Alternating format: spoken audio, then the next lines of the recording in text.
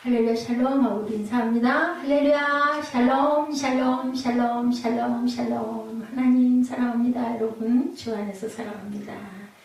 예, 오늘은 구원의 축복, 지난주에는 구원의 완성. 그렇죠. 이제는 찬양이에요. 감사하는 찬양. 33절에서 36절은 하나님 찬양하는 내용. 로마서 9장 19절에서 20절에 대한 답입니다. 하나님은 심판자, 교사, 하나님의 길은 아무도 알지 못한다. 로마서 그냥 19절에 보니 혹 내가 내게 말하기를 그러면 하나님이 어찌하여 허물하시느냐, 누가 그 뜻을 대적하려느냐 하리니 20절에 이 사람아 내가 누구에게 감히 하나님께 반문하느냐, 지음을 받은 물건이 지은 자에게 어찌 나를 이같이 만들었느냐고 말하겠느냐, 이렇게 말하는 그 부분에 대한 대답이 깊도다. 하나님의 지혜와 지식에 풍성하며 그의 판단은 헤아리지 못할 것이며 그의 길은 찾지 못할 것이며 누가 주의 마음을 알았느냐, 누가 그의 모사가 되었느냐, 누가 주께 먼저 드려서 갚으심을 받겠느냐. 이는 만물이 누구에게서? 주에게서 나오고 주로 말미암고 주에게로 돌아갑니다. 그에게 영광이 세세히 있을지어다. 뭐 말할 필요가 없죠. 예, 만물은 주님이 주셨고 우리를 만들어 주셨고 주로 말미암아 살아야 되고 그리고 다시 턴하고 돌아가야 되죠. 예, 주에게로 돌아갑니다. 하나님 찬양입니다. 주시는 분도 또한 거두시는 분도 하나님이시다. 누가 주께 먼저 드려 갚으심을 받겠느냐, 누가 너를 남달리 구별했느냐. 로마서 4장 7절에 내가 내게 있는 것 중에 받지 아니한 것이 무엇이냐, 내가 받았은즉 어찌하여 받지 아니한 것 같이 자랑하느냐. 하나님께 받았으면서 뭘 그렇게 자랑하니, 그 얘기를 합니다. 하나님은 모든 것에 무엇이다? 원천이시고 통로이시고 목표가 되시는 분이다. 예. Of Him, through Him, to Him 이렇습니다. 예. 하나님으로 인한 원천, 통로, 목표다. 그래서 하나님의 고통은, 오늘 말씀은 이방인의 구원과 이스라엘의 구원을 통해서 하나님께서 역사와 섭리를 완성하신다라는, 마지막 시대의 구원을 완전히 회복하시고 완성하신다는 내용의 말씀. 그러면서도 사도 바울은 이 장면에 이르러서 그 구원의 감격을 이기지 못하고 지금까지 서술해왔던 모든 논리를 멈춘 채 하나님께 감사와 찬양과 경배를 드리는 모습이 이게 3절에서 나타난 6절까지 나타난 그러한 그 내용의 말씀입니다. 우리도 가끔 성경 읽다가 저는 어떤 단어를 딱 대할 때 맨날 1등 글자인데도 거기에서 뭔가 깊은 뜻이 하고 느껴질 때가 있어요. 그러면 그 다음 절로 가지를 못합니다. 아마 사도 바울도 이러지 않았을까. 진실은 언어를 초월하죠. 그 진실한 그 마음에 딱 우리가 그 마음에 접하면, 그리고 교리 뭐 소용없죠. 모든 것 다 초월하죠.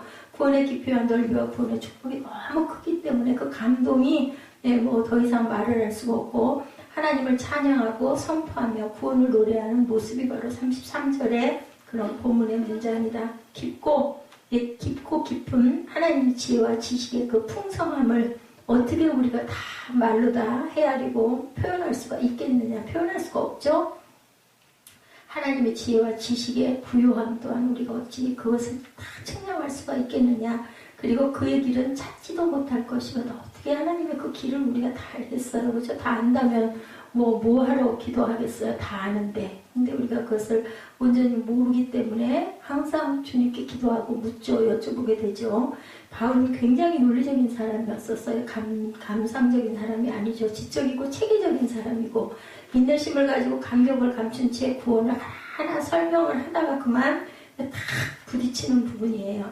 하나님은 왜 그런데 이방인들은 구원하시고 우리 이스라엘을, 이 민족들에게는 이렇게 식배를 하셨을까? 이 부분에 부딪혀가지고 굉장히 딜레마를 알았는데 그것을 깨달은 거예요. 성경을요 자꾸 반복해서 읽다 보면은요 그 뜻의 깊이가 조금씩 열리는 걸 정말로 경험을 합니다. 자꾸 같은 부분을 묵상을 하다 보면, 물론 쭉 읽어가는 것도 중요하지만 좋아하는 구절을 계속해서 반복해서 입으로 시인하는 것밖에 없어요. 우리 통성기도도 그래요. 그냥 누가 기도하는 거를 아멘 아멘 하고 따라가는 것보다는 내가 실제로 뭐 써서 읽더라도 직접 하다 보면은 막 마음이 뜨거워지고 감동이 오거든요. 굉장히 중요합니다. 바울은 더 이상 할 말이 없어요. 그걸 깨닫는 거예요. 하나님께서 버리신 것은 이스라엘 때문이 아니고 모든 이방인들이 구원을 얻게 하기 위해서. 그러니까 쭉 둘러서 나중에는 어디로 와요? 원점으로 돌아오시려고 이스라엘 백성을 놔두고 나머지 분들을 이렇게 다 이렇게 포괄하고 가시는 거구나라는 것을 깨닫고, 오 하나님 당신의 사랑이 어찌 그리 깊습니까? 이렇게 외치는 부분이에요. 드디어 하나님의 마음을 알았다는 거죠. 그러니까 오 거룩하신 하나님, 그죠? 하나님의 지혜와 지식의 풍성하며 그의 판단은 헤아리지 못할 것이며 그의 길은 우리가 찾지도 못할 것이다. 누가 주의 마음을 알았으면 누가 그의 모사가, 누구도 그를 가르칠 수 있는 사람은 아무도 없다. 누가 주께 먼저 드려서 갚으심을 받겠느냐. 만물이 주에게서 나와서 주로 말미암고 주에게로 돌아갑니다. 그에게 영광이 세세 있을지어다. 뭐 더 이상의 감탄은 있을 수가 없다라는 그러한 고백을 하는 거죠. 신앙이란 하나님의 마음을 아는 것이다. 그렇죠. 신앙이 깊다라는 것은 하나님의 마음을 우리가 잘 헤아리고, 하나님에게 뭐 헤아리니까 우리가 그 헤아림에 감격하고 감사하고, 그리고 뭐예요? 순종할 수밖에 없죠. 알기 때문에, 그 뜻을 알기 때문에. 모를 때는 우리 어때요? 자꾸 물어보잖아요. 질문하잖아요. 도대체 이상하네.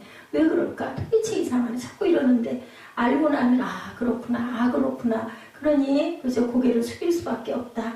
그 사람을 깨닫지 못하고 내가 구원받았다고 말할 수 없다라는 거예요. 예, 어떻게 그 사람을 모르면서 그 구원의 사랑을 우리가 알아야 감사할 수 있지 않겠는가? 구원이란 하나님 마음을 깨닫는 것, 하나님의 사랑을 깨닫는 것.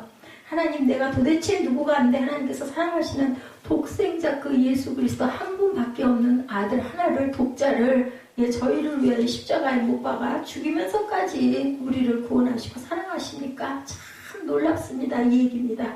나는 그럴 만한 가치가 없는 사람인데 하나님은 그토록 나를 사랑하십니다. 그런데 어떤 사람은 하나님에 대해서 너무 쉽게 함부로 판단하죠. 하나님이 정말 능력이 있다면 왜 세상이 이처럼 비참한가? 이런 얘기를 하는데 왜 그런 죄를 짓게 만들고, 왜 에덴 동산에다가는 선악과의 나무를 왜 심어놔가지고 죄를 짓게 만들었냐? 그런 거 없었으면 될 거 아니야? 이런 얘기를 질문하는 사람들이 있죠.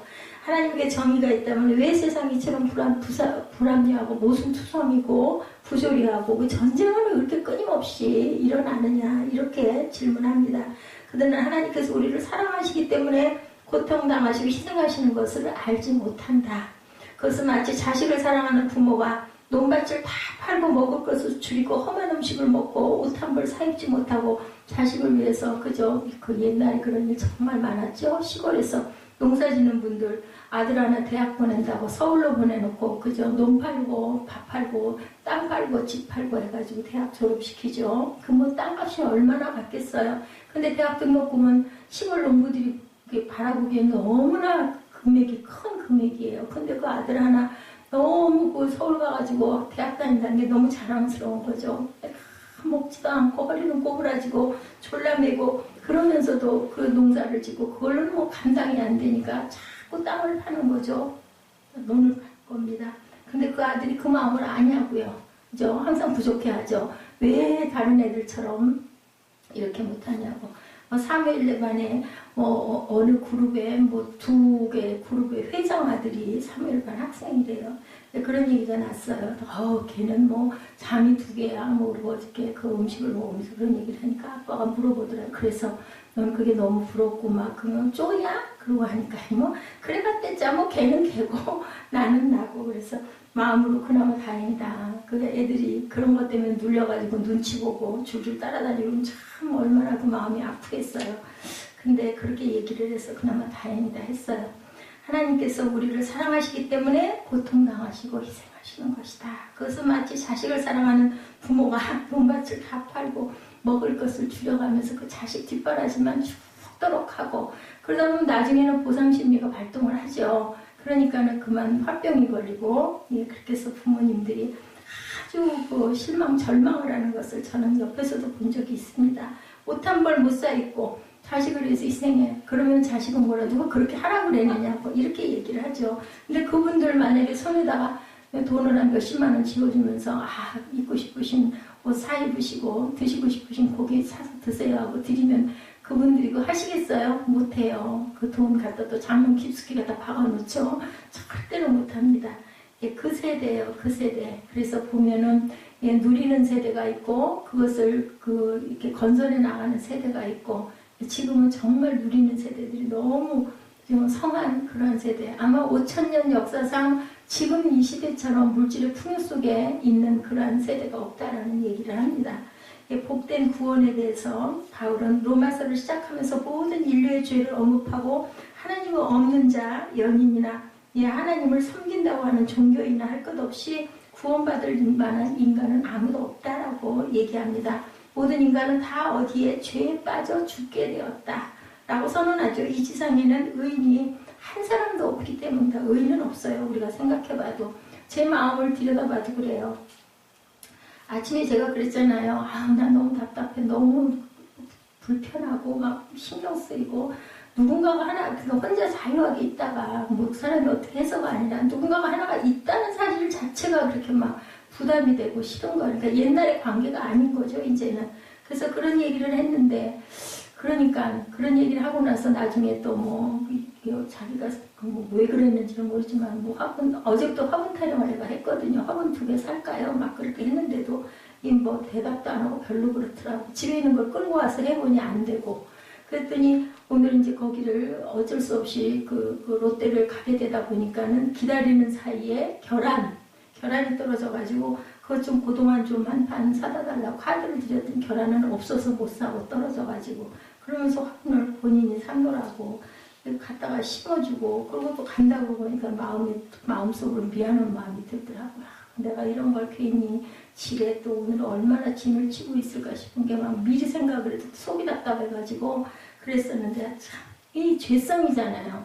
그게 어저께 두 마음이 싸움을 했어요. 밤에 안 가겠다고 하는데 마음속으로 다 느낌이 그렇더라고. 갈 생각을 안 하는 것 같아가지고 또 아주 어쩔 수가 없다. 그러면서 한편으로는 오죽이나 싫으면 가기 싫고 냉랭하고 썰렁하고 하니까 저럴 텐데 그래도 좋다고 여기 있겠다고 하는 걸 그걸 그냥 그런 마음을 먹니 한쪽 마음에서 그래도 밤에 불편한데 뭐든지 막 틀어놓고 막 크게 틀어놔도 괜찮고 막 신경 안 쓰고 나 자고 싶을 때 자도 되고 막 이런데 그 눈치 보이고 새벽엔 또 옷 갈아입으려면 또 옷도 다 꺼내다 놔야 되고 막 이런 게 너무 복잡하고 불편하니까 아니 왜 자기 좋은 그 자유한 그 공간 놔두고 뭐하러 여기 와가지고 그 골방 같은 방에 들어 앉아가지고 자겠다고 그러나 한편으로는 전기세도 쓰고 뭐니 신경이 쓰이고 솔직히 말해서 지금 굉장히 어려울 때인데 그런 저런 것들이 밥도 또 시간 맞춰가지고 눈치 봐가면서 먹을 것도 없는데 또 챙겨줘야 되고 막 그런 게 너무 힘이 들었던 거죠. 우리는 그래서 의의는 없어요. 그죠? 나한테 뭐 좀 잘해주고 그러면 필요하면 부르고 있어라 하고 필요가 없어지고 다 했으면 이제 그만 가줬으면 이런 마음 드는 것도 사실은 죄된 마음이죠. 그래서 우리가 수고하지 않고 노력하지 않고 이루어지는 건 없다는데 그래도 섬겨주고 지성으로 이렇게 있겠다고 그러고 웃는 얼굴 해주고 해야 할 텐데라는 걸 알면서도 마음 한편에서는 아니 진짜 솔직히 좀 싫으니까 불편하니까 이런 마음이 일어나는 거 이게 바로 어떻게 의인이라고 할 수가 의로운 사람이 어디 이럴 수가 있겠어요. 말도 안 되죠. 사도 바울은 로마서를 시작하면서 모든 인류의 죄를 언급하고 하나님이 없는 자 모두 다들 죄에 빠져 죽게 됐다. 그리고 의인은 하나도 없다. 아무도 구원받을 사람이 없다. 예수 그리스도는 구약에서 예언한 메시아, 인류를 구원한 메시아죠. 그분이 우리의 죄를 대신해서 십자가에 못 박혀 죽으심으로 우리가 구원을 받게 되었는데 누구든지 예수 그리스도를 믿는 자는 구원을 받는다라고 그렇게 성경에 말씀합니다. 내가 노력하고 선행을 행하고 율법을 지킴으로 구원을 받는 것이 아니라 나를 위하여 십자가에 피 흘려 돌아가신 예수님을 믿음으로 말미암아 우리는 은혜로 구원을 받았다. 그죠? 요한복음 3장 16절이죠. 의인은 오직 뭘로? 믿음으로 말미암아 산다. 이것이 로마서의 주제예요. 의인은 믿음으로 말미암아. 무슨 선행으로 사는 것도 아니고 율법을 잘 지켜서 사는 것도 아니라 율법은 다 지킬 수가 없는 거죠. 10개 중에서 하나만 안 지켜도 그건 안 지키고 못 지키는 거니까. 그죠? 이래서 하나님의 구원은 결코 실수도 없고 실패도 없다. 실패처럼 보이고 실수처럼 보이지만 하나님의 구원은 영원하다라는 겁니다. 예수 그리스도가 십자가에 못 박혀 죽음으로 그것이 실패처럼 보였어요. 모든 사람이 볼 때나 무슨 하나님의 아들이야. 그런데 왜 저렇게 힘없이 십자가에 그냥 못 박으니까 못 박혀가지고 그러고 금방 죽냐? 저건 무슨 예수님이고 하나님의 아들이면 턱 튀어내려올 수도 있고 날라 올라갈 수도 있고 십자가에 있다가도 와 하고 그냥 하늘로 그냥 공중으로 가면은 모든 군중들이 다 보고 믿을 텐데 뭐 이런 마음 안 먹겠어요. 그런데 아니었던 거죠. 그러니까 아무도 저거는 실패한 거다라고 생각했다는 거죠. 사람이 보는 눈은 하나님의 뜻과는 너무나 반대적이고 보는 것에 가시적인 것에 굉장히 초점을 맞춘다. 이스라엘의 패배와 실패는 저주처럼 보였지만 그것은 이방인을 구원하시기 위한 하나님의 사랑의 방법이었다. 그걸 어떻게 알겠어요? 아니 자기 자식 놔두고 왜 글쎄 그렇게 집어던져놓고 남의 자식 가가지고 건지고 다니는 아무도 이해 못하고 그거 좀 미쳤다고 그러죠. 바보라고 얘기할 거라는 거죠. 근데 하나님의 방법이다 이것은. 이걸 이제 바울은 깨닫고 아주 탄식을 하는 거예요. 깊도다 하나님의 지혜와 지식에 부여하며 그의 판단은 측량치 못할 것이며 그의 길은 찾지 못할 것이다. 이걸 고백을 합니다. 바울은 로마서 5장에서 이제 우리는 하나님과 화해하게 되었다고 선언하고 로마서 8장에서는 그리스도 예수 안에 있는 자들 결코 뭐가 없다 정죄함이 없고 죄와 사망의 법에서 해방되었다. 우리는 더 이상 율법의 종로를 타는 사람이 아니고 성령 안에서 자유와 하나님의 자녀됨과 하나님의 거룩함에 참여하는 축복을 받게 됐다라고 이렇게 고백합니다. 이것이 모든 개인이 얻게 되는 구원의 축복이다. 그리고 한 영혼을 찾으시는 주님의 마음을 깨달아 알았다. 바울은 이 구원의 감격과 개인적인 구원의 축복이 머무를 수가 없다. 자기의 동족, 자신의 혈육인 이스라엘이 메시아를 십자가에 못 박아 죽였을 뿐만 아니라 예수 믿는 사람들을 뭐 했어요? 핍박하고 내쫓겨났죠. 쫓아냈죠. 결국은. 근데 또 그 내쫓겨난 그 사람들이 그 사망으로 뿔뿔이 한 곳에 못 있고 흩어짐으로 인해 또 그 나라의 구원이 이루어지는 그러한 아주 복이 임하는 그러한 그 역사를 하나님께서 이루시는 것을 봅니다. 왜 우리가 뭔가를 혹 불면 사방으로 날아가잖아요. 하나님이 그렇게 하신 것이라는 거예요. 그 망한 것 같잖아. 다들 죽게 생겼으니까 쫓겨나고 뿔뿔이 다 흩어져 버려가지고 힘도 없고 세력도 없는 것 같은데 거기서 다시 구원의 역사가 피어 일어나는 그것을 하나님께서는 이미 바라보고 내가 불면 어디까지 갈 거야까지 계산하고 알고 계셨다. 내가 개인적으로 구원받은 건 좋지만 이스라엘의 구원은 도대체 그럼 우리 민족의 구원 도대체 어떻게 되는 걸까? 하나님께서는 이 우주적인 구원을 어떻게 하려고 저러실까? 그러니까 그걸 모른다라고 고백을 하자. 누가 그걸 알겠느냐? 하나님의 마음을 다 알 수 없다. 이 문제에 대해서 바울은 심각하게 고민했다는 거죠. 그래서 마치 어느 사람이 예수를 믿게 된 것 같다. 그 사람은 며칠 밤을 울었다. 하나님의 사랑에 감동했기 때문에 그 사람은 세상에 감당할 수 없는 마음의 평안과 안식을 누리면서 기뻐하고 감사했다. 그런데 자기 집안 식구들을 돌이켜보니까 아무도 구원받은 자가 없어. 또 예수를 믿어도 우리도 그러잖아요. 지금 예수를 믿는데 보면 저 사람 뭐 예수 믿는다고 왜 저래? 예수 믿으면서 왜 저래? 이런 얘기를 많이 하죠. 우리 가족들 중에도 그런 경우가 있지 않습니까? 그리고 참 그렇게 해가지고 어떻게 하려고 저러나 몰라. 이게 눈에 보이니까 이런 마음 바울도 똑같이 막 그 마음을 먹었던 거예요. 그러면서 이제 이때 이 사람들은 그 심각한 고민에 빠지는데 내가 개인적으로 구원받은 건 좋은데 내 가족은 어떻게 해요? 이제 그거 가지고 그 기도 제목 갖고 이제 울고 매달리는 거죠. 나를 낳아주신 부모님은 지옥에 가는데 나 혼자만 구원받아서 정말 천국이라는 것을 정확하게 알고 지옥이라는 것을 우리가 느낀다면 얼마나 어마어마한 사건이에요. 엄마 아빠 구원해야지. 저분들은 그러면 지옥불에 영벌이라는데 영벌. 그게 순간적으로 잠깐 받는 게 아니라 영원한 벌이라는데 그거 건져내야 될 것인가. 얼마나 안타까울까. 자, 구원이 좋고 크고 놀라울수록 절망은 상대적으로 큰 거죠.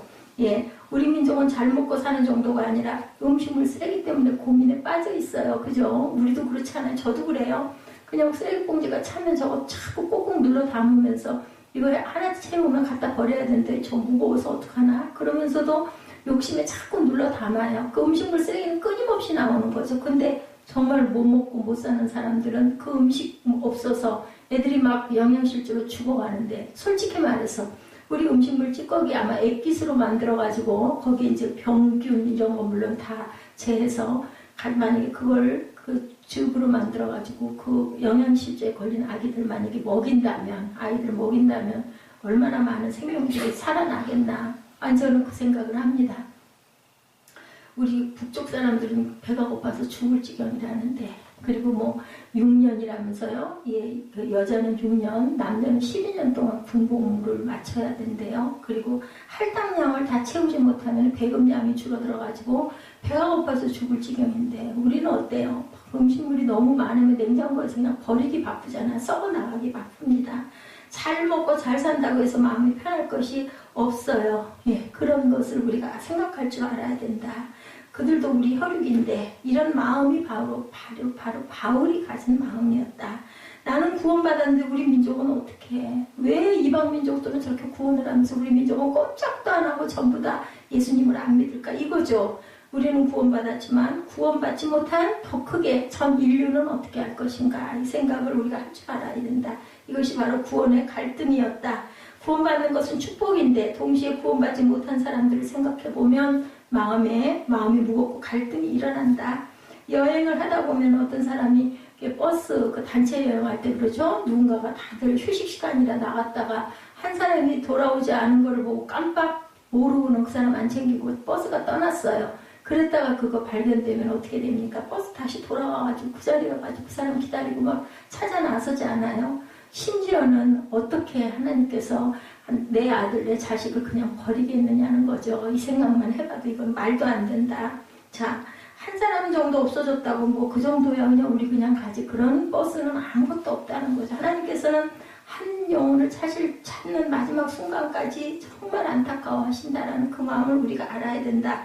그런 하나님께서 어떻게 이스라엘만 구원하고 다른 이방 민족들은 다 내버리고 내 민족, 내 자신만 챙길 수 있겠느냐? 전 이방인을 구원하려면 어떻게 해야 될까?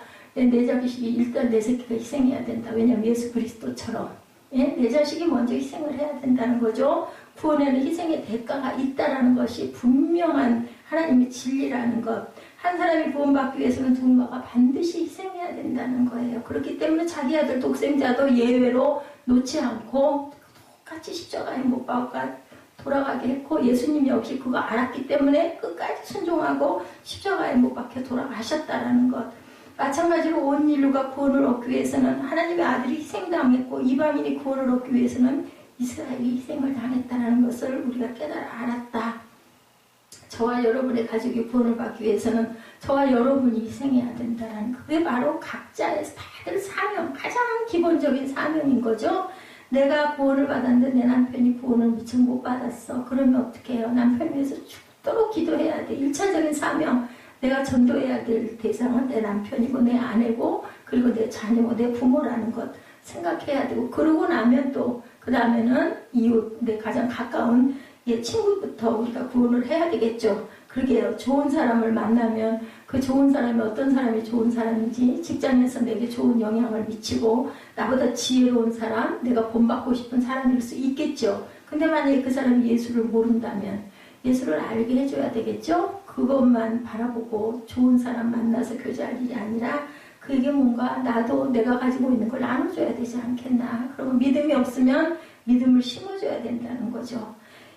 구약을 읽기 시작하죠. 바울은 이사야, 예레미야, 에스겔을 읽다가 하나님은 이스라엘을 너무나 사랑하신다는 것을 알게 되었다라는 거죠. 하나님은 결코 이스라엘을 버리시지 않는다는 사실도 알게 되고 그래서 계속해서 고민하며 기도한 중에 하나씩 깨달아갑니다. 그렇게 로마서 9장부터 11장까지를 바울이 쓰게 됐다.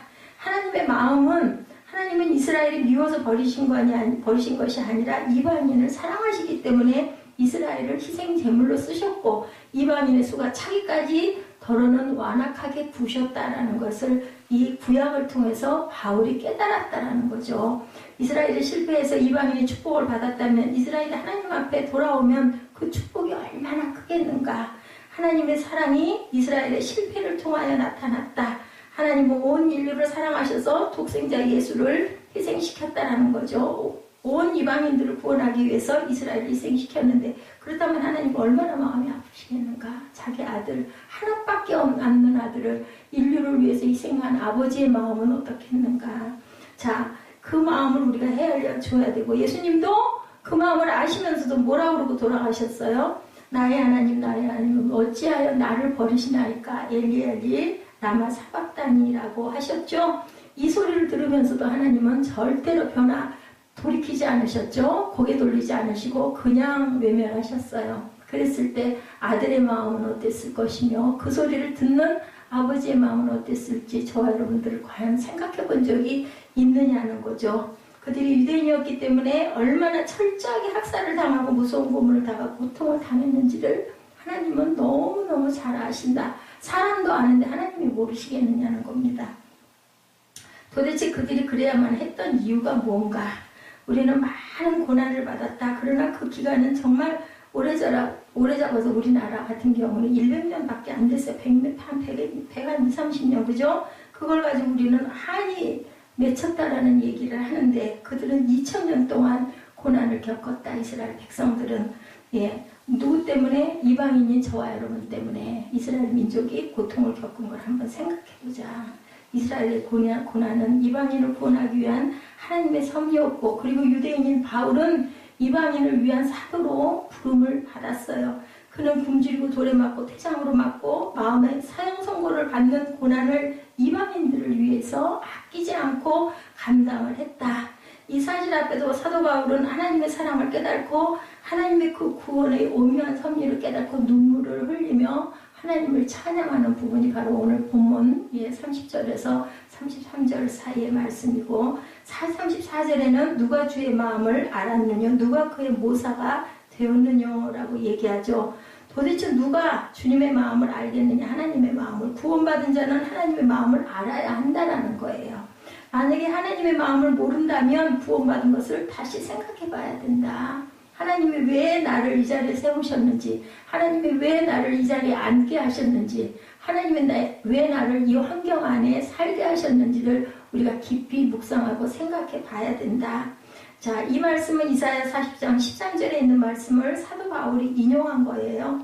고린도전서 2장 16절에도 이렇게 말합니다. 누가 주의 마음을 알아서 주를 가르치겠느냐? 그러나 우리가 그리스도의 마음을 가졌느니라. 이 세상에서 가장 어리석은 자가 있다면 하나님을 가르치는 자, 당연하죠. 어떻게 하나님을 가르치겠어요? 그런데 놀랍게도 그런 사람이 너무나 많다. 하나님을 훈계하고 하나님을 가르치고 싶어하고 무신론자들, 그런 회의론자들, 불가지론자들이 이 세상에 얼마나 많은지 모른다. 예수 믿는 사람들 가운데도 어떻게 하나님을 그러실 수 있습니까? 라고 항의하는 사람도 얼마나 많은가. 하나님께 핑계를 대는 거죠. 두 종류의 사람이 있는데 하나님에 대해서 잘못 생각하는 두 종류의 사람들. 첫째는 무신론자들. 그들은 하나님이 없다고 말하죠. 회의론자들과 불가지론자들도 마찬가지다. 하나님이 계신지 안 계신지 모르겠다. 그러면서 하나님에 대해 얼마나 오만한지, 인간의 이성을 앞세우고 인간의 합리성을 내세우고 인간의 모든 것을 다 할 수 있는 것처럼 말합니다. 그런데 그런 인간들이 돼지를 잡아서 절을 하죠. 그거 거기다가 돈을 끼우고, 우리도 어려서 많이 봤지만 그거는 왜 하느냐는 거죠. 그 우상은 도대체 왜 섬기느냐, 죽은 것들에게 왜 절을 하느냐는 겁니다. 하나님에 대해 잘못 생각하는 두 번째 그룹은 극단적으로 예수를 잘못 믿는 사람들. 오히려 이 사람들 때문에 하나님의 모욕을 당하신다. 그리고 제한을 받으신다. 내가 기도하면 모든 기도가 응답된다 라고 생각하는 사람들. 교만한 사람들이죠. 한 사람이 그러한 사람이 세상에 있습니다. 사람은 하나님을 욕되게 하고 있다는 것을 그 사람은 모른다. 하나님과 자신을 동격으로 보고 하나님을 대신하는 사람도 있죠. 다른 사람들을 비판하고 정죄하는 사람들, 하나님의 위치로 가려고 하는 사람들. 그래서 비판과 정죄는 누구의 몫이다? 하나님의 몫이다. 우리는 사람을 사랑하기 위해 부름받았지 비판하기 위해 부름받은 게 아니라는 것을 알아야 되는데, 우리 눈이 먼저 정죄를 하고 자꾸 판단을 합니다. 틀려 보이니까, 아닌 것 같아 보이니까. 그죠? 죄인을 용서하고 사람을 사랑하라고 부름받았다는 것을 꼭 기억해야 된다. 이것이 바로 크리스찬들이라는 것. 많은 사람들은 자기가 성경을 다 아는 것처럼, 진리를 아는 것처럼 또한 생각할 때가 많다. 이 사람은 무신론자와 똑같이 하나님을 욕되게 하는 사람이라는 것도 또한 알아야 된다. 어떤 사람은 예수님이 언제 오시는 줄을 안다고도 하죠. 얼마나 하나님을 욕되게 하는데 그것은 하나님의 소관인데, 그죠? 그것은 누구도 모른다고 그러셨어요. 예수님도 모르신다고 그랬어요. 그건 아버지만 하신다고 했죠. 그러니 그건 틀린 거죠. 자, 우리 교회 와야 구원받는다고 하는 사람들도 있어요. 꼭 우리 교회 와야지, 안 그러면 구원은 없다. 이렇게 얘기하는 사람도 있다. 이 사람들도 자기의 좁은 지식으로 교회를 마음대로 평가하고 그죠? 예, 다 단정을 하는 거죠. 정의를 내리는 거죠. 그 사람들은 무신론자보다 더 무서운 사람들이라 죄 짓는 거죠. 이 사람들은 바리새인이고 서기관들이었다. 그들은 자기가 알고 있는 종교적인 지식으로 참 생명을 죽이고 성령의 역사를 제한했던 것이죠. 35절에 누가 주께 먼저 드려 갚으심을 받겠느냐. 이 말씀은 욥기 35장 7절과 41장 11절에 있는 말씀을 인용했는데 욥기 35장 7절에 보면 내가 의로운들 하나님께 무엇을 드리겠으며 그가 내 손에서 무엇을 받으시겠느냐. 내가 의롭다 한들 뭘 드리겠으며 하나님이 뭐 안 갖고 계신 게 뭐가 있겠어요. 그리고 내 손에서 무엇을 받으시겠느냐. 뭘 받고 싶어 하시겠느냐는 거죠. 욥기 41장 11절에 누가 먼저 내게 주고 나로 갚게 하겠느냐. 온 천하에 있는 것이 다 내 것이니라. 이렇게 말씀을 하세요. 하나님이 돈이 없어서 헌금을 달라 하시는 게 아닌 거죠. 이 하나님 것이기 때문에 우리 마음을 드리는 겁니다.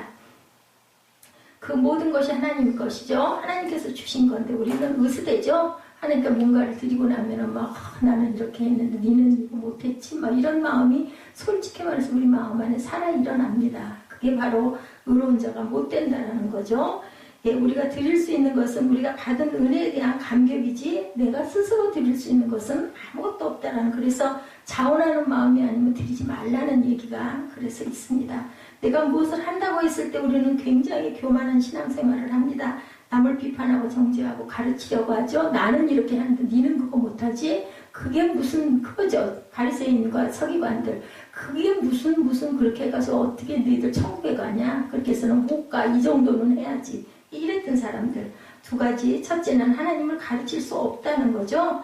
예, 다시 말해서 우리는 절대로 누구를 가르칠 수 있는 것은 아니다. 인간은 하나님보다 높지 않기 때문에 하나님을 절대 가르칠 수 없다. 둘째는 하나님은 거래의 대상이 아니다. 주고받는 게 아니라는 것도 우리가 또한 알아야 된다. 내가 이만큼 했으니까 하나님께서 이만큼 갚아주시겠지. 이런 생각은 절대로 하지 말아야 되고, 그런 거 없이 예, 그렇게 드려야지. 안 그러면 원망과 불평이 생기죠. 내가 그만큼 했는데 하나님 어쩌면 이러실 수가 있어. 아니 우리 그러잖아요. 그죠? 나는 이만큼 하나님께 드렸는데 하나님께서 나에게 아무것도 응답해 주시질 않고 이래 더 힘들게 해. 이건 뭐야? 이래갖고 뭐하러 예수 믿어? 이런 얘기 많이 합니다. 이것도 또한 참 신앙이 아니다. 거래를 절대로 해서는 안 된다. 하나님과는 감사하고 감격할 뿐이다. 나 같은 죄인을 사랑해 주신 하나님, 나 같은 죄인, 그죠? 우리 그 찬양 많이 하죠? 내 돈을, 내 시간을 받으시다니요. 내 헌신을 받으시다니요. 주님 성전의 문지기라도 되고 싶습니다. 이걸 깨끗지도 못하고 내 마음이 정말 온전치도 못한데 이것을 받으신 거 너무 감사합니다. 이래야 된다. 주님의 집에서 쓰레기를 치우는 사람이 되기를 원한다는 거죠. 이렇게 고백하는 것은 무엇을 받기 위함이 아닐 때 이렇게 고백할 수가 있다. 그 사랑과 감격 때문에 우리는 이렇게 고백한다. 세 가지의 결론이 바울은 36절에서 이런 결론을 내립니다. 이는 만물이 주에게서 나오고 주로 말미암고 주로 돌아간다. 세 가지죠. 영광이 그에게 세세 있으리로다. 마지막 절입니다. 사도 바울은 하나님을 찬양하다가 인간의 어리석음에 반문하다가 결국 결론에 도달합니다. 저와 여러분도 이런 결론에 도착할 수 있기를 바라요. 그것은 주에게서 from이죠. from. 구원은 주님에게서 나오고 구원은 내게서 나오는 것이 아니다. 구원은 값없이 은혜로 주님으로부터 나오는 것이고 우리는 하나님으로부터 구원을 받았다. 우주 만물은 다 하나님께로부터 온 것이고 모든 피조물은 하나님으로부터 온 것이다. 복도 하나님으로부터 왔고 구원은 하나님으로부터 온다라는 것. 둘째, 모든 것이 주님으로 말미암고 주입니다.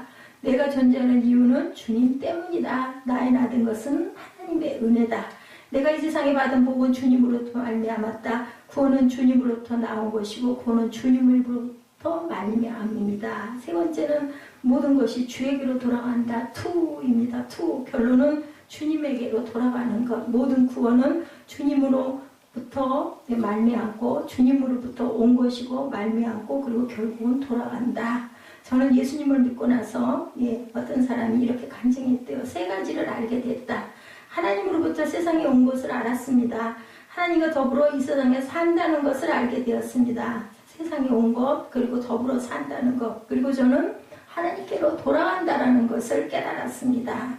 그 돌아가는 복된 존재가 되었음을 감사합니다. 이렇게 고백했다고 합니다. 저와 여러분도 또한 이런 고백, 나는 하나님께서 나를 지으시고 그리고 하나님과 함께 살다가 하나님께로 돌아갑니다 라는 고백을 하시는 저와 여러분 되시기 바랍니다. 우리가 온 곳이 어디예요? 예, 하나님께서 보내주셔서 왔죠. 그리고 땅에서 잠시 살면서 뭐예요? 내게 주신 하나님의 사명을 잘, 그죠?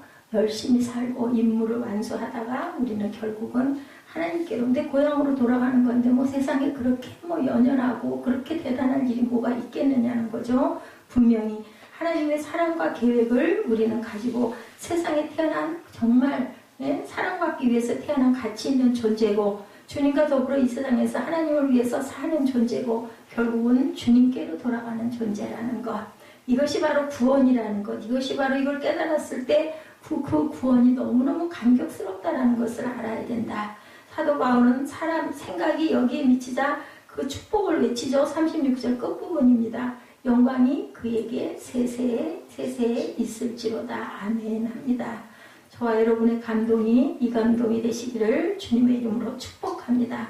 나 같은 죄인 살리신 주 은혜 놀라와. 그죠? 그리고 또한 하나님의 은혜로 이 쓸데없는 자 왜 구속하시는지 나는 알 수 없도다. 그리고 당신의 구원은 내가 측량할 수도 없고 당신의 구원은 다 이해할 수도 없고 당신의 구원은 그 사랑은 그 오묘한 섭리는 내가 다 알 길이 없습니다. 이 고백이 모든 찬양들이에요. 사실은. 그래서 우리가 그 찬양과 경배가 귀한 거죠. 예, 우리가 찬양하고 헌신하고 그리고 또한 나를 쓰시옵소서 내가 여기 있나이다 라는 고백을 할 줄 아는 저와 여러분 되시기를 주님의 이름으로 축복합니다. 기도하시겠습니다.